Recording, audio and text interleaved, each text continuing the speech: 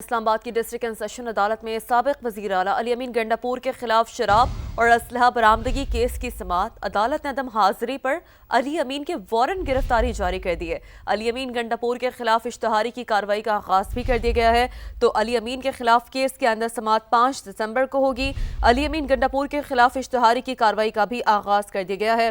عدالت نے عدم حاضری پر علی امین کے وارنٹ گرفتاری جاری کر دیے ہیں۔ ایک بار پھر آپ کو اپڈیٹ کریں کہ علی امین گنڈاپور کے خلاف یہ کیس ہے شراب اور اسلحہ برآمدگی کا۔ وفاقی وزیر داخلہ محسن نقوی کا اچانک اسلام آباد ایئرپورٹ کا دورہ، امیگریشن پروسیس، عملے کی کارکردگی اور مسافروں کی شکایات کا تفصیلی جائزہ لیا۔ وفاقی وزیر داخلہ نے بیرون ملک جانے والے مسافروں سے گفتگو کی اور ان کی شکایات اور تجاویز براہ راست سنی۔ انہوں نے 7 نومبر کو کم عملہ ہونے کی شکایت کا سخت نوٹس لیتے ہوئے فوری انکوائری کا حکم دیا اور ہدایت کی کہ CCTV فوٹیجز کے ذریعے مکمل صورتحال کا جائزہ لیا جائے۔ انہوں نے مسافروں کو یقین دہانی کرائی ہے کہ آئندہ اس حوالے سے کسی قسم کی شکایات کا موقع نہیں ملے گا۔ وزیر داخلہ محسن نقوی نے ہدایت کی ہے کہ ضروری دستاویزات کے حامل مسافروں کو سفر سے نہ روکا جائے۔ جعلی یا بغیر تصدیق شدہ دستاویزات پر بیرون ملک سفر کی اجازت نہیں دی جا سکتی۔ جعلی دستاویزات کے ذریعے ملک سے باہر جانے والے مسافر پاکستان کی بدنامی کا سبب بنتے ہیں۔ ان کا کہنا تھا کہ ویزا ایجنٹ مافیا کے خلاف سخت کریک ڈاؤن کیا جائے۔ ملازمت کا جھانسا دے کر بیرون ملک بھجوانے والے ایجنٹس کو کسی قسم کی رعایت نہ دی جائے۔ اسپیکر پنجاب اسمبلی ملک احمد خان نے آئین میں ترمیم کی حمایت کر دی۔ کہا 15 سال سے کہہ رہا تھا کہ 27ویں ترمیم ہونی چاہیے۔ پارلیمنٹ کے پاس آئین لکھنے کا اختیار ہے۔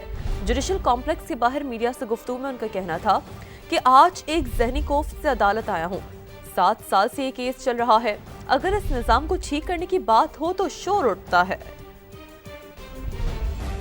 7 سال تک ایک مقدمہ آگے چل ہی نہیں پا رہا تو پھر قانون میں کچھ حکم ہے، بیٹھیں، اسمبلی کے اراکین بیٹھیں، میڈیا کے افراد بیٹھیں، اس کو حل کریں۔ اگر کوئی بہتان لگاتا ہے، جھوٹ بولتا ہے، قانون کے اندر اتنی گنجائش ہونی چاہیے۔ اگر انصاف میں اتنی تاخیر ہو تو کہا یہ جاتا ہے کہ انصاف کا قتل ہو جاتا ہے۔ آئین لکھنے کا حق پارلیمنٹ کا ہے۔ یہ کیسے ممکن ہے کہ سپریم کورٹ آئین بھی لکھے؟ یہ کیسے ممکن ہے کہ یہ کانسٹیٹیوشن رائٹنگ شروع کر دیں؟ کیسے ہو سکتا ہے؟ نہیں ہو سکتا۔ اور یہ باقاعدہ یہ ہم نے دیکھا کہ پچھلے چند سالوں میں یہ کہانی اسی طرف گئی تھی اور فائنلی پارلیمنٹ ہیز شون دا سپائن، دکھائی ہے، بہت اچھا کیا۔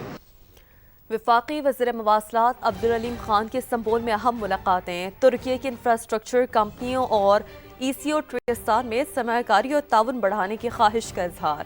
وفاقی وزیر مواصلات نے وفد کو پاکستان میں سرمایہ کاری کے مواقع سے آگاہ کیا۔ اسلام آباد سے یہ رپورٹ دیکھیے۔ وفاقی وزیر مواصلات عبدالعلیم خان کا دورہ ترکیہ، استنبول میں اہم ملاقاتیں۔ وزیر مواصلات کی ایچ ہولڈنگ کے وفد سے ملاقات میں ٹرانسپورٹیشن اینڈ انفراسٹرکچر گروپ کی قیادت CEO سرحد شعیب اپنار نے کی۔ عبدالعلیم خان نے وفد کو پاکستان میں سرمایہ کاری کے بڑھتے ہوئے مواقع سے آگاہ کیا۔ بتایا پاکستان اپنے کمیونیکیشن اور ٹرانسپورٹ کے نظام کو جدید خطوط پر استوار کرنے کے لیے پرعزم ہے۔ انہوں نے کہا کہ حکومت عالمی سطح کی معروف انفراسٹرکچر کمپنیوں کے ساتھ مضبوط شراکت داری کی خواہش مند ہے۔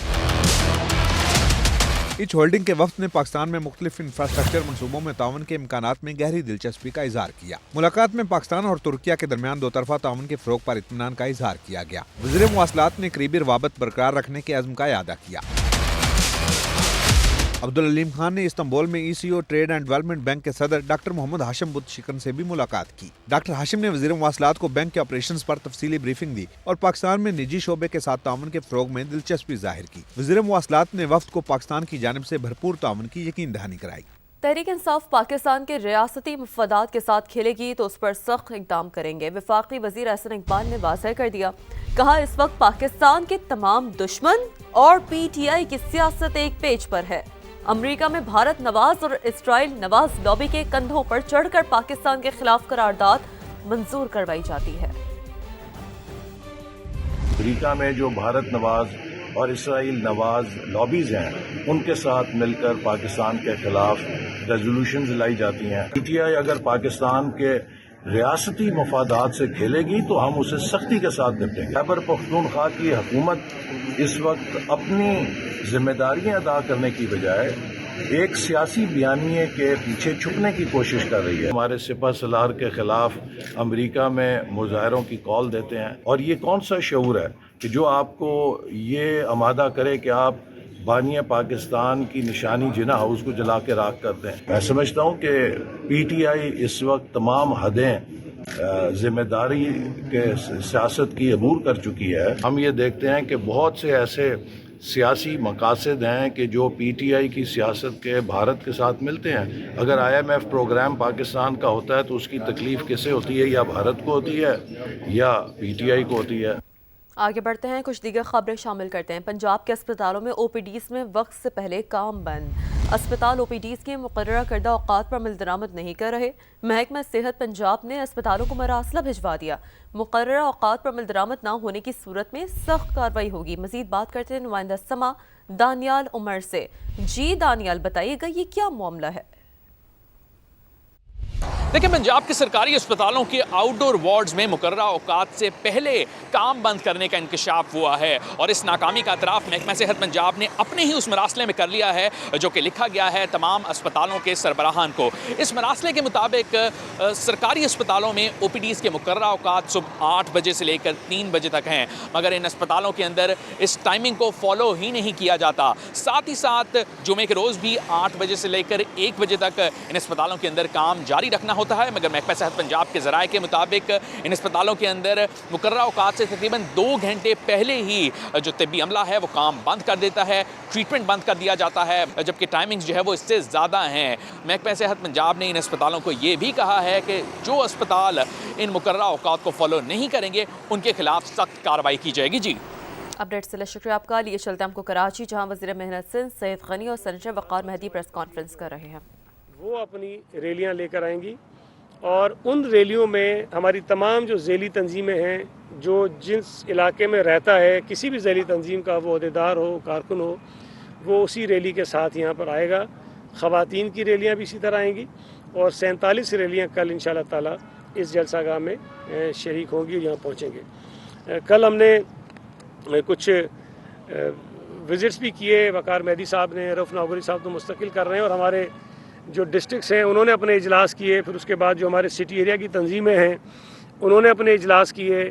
ہماری جو ذیلی تنظیمیں ہیں انہوں نے اپنے اجلاس کیے، اور ہمارے جو یو سیز ہیں انہوں نے اپنے اجلاس کیے. تو ہماری پوری کراچی شہر کی تنظیمیں ہر سطح کی بہت زیادہ اس وقت ایکٹیو ہیں. صوبائی وزیر سید احمد غنی اس وقت پریس کانفرنس کر رہے ہیں.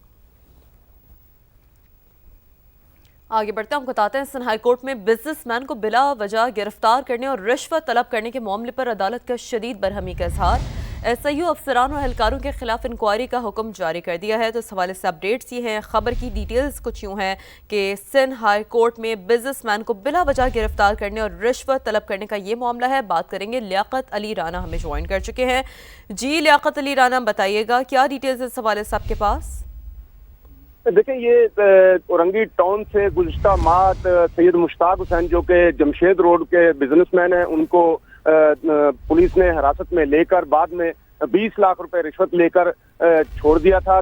ان کے بزنس مین نے اپنے وکیل قمبر عباس ایڈوکیٹ کے توسط سے سندھ ہائی کورٹ سے رجوع کیا، جس پر جسٹس عدنان کریم میمن کی بینچ نے پولیس کے اس حرکت پر شدید برہمی کا اظہار کرتے ہوئے ایس ایس پی کو ہدایت کی ہے کہ ان پولیس اہلکاروں کے خلاف انکوائری کی جائے، اور جو اس غیر قانونی اقدام میں ملوث ہیں ایس آئی یو کے اہلکار اور افسران، ان کے خلاف نہ صرف کارروائی کی جائے بلکہ یہ بھی عدالت کو بتایا جائے، رپورٹ میں یہ بتایا جائے کہ ایس آئی یو کا جو تھانہ ہے وہ کس کی اجازت سے بنا ہے. لہذا اور اس کے ساتھ ساتھ عدالت نے یہ بھی ایس ایس پی کو ہدایت کی ہے کہ رپورٹ جو ہے وہ member inspection team Sindh high court کے سامنے پیش کی جائے. بہت شکریہ لیاقت.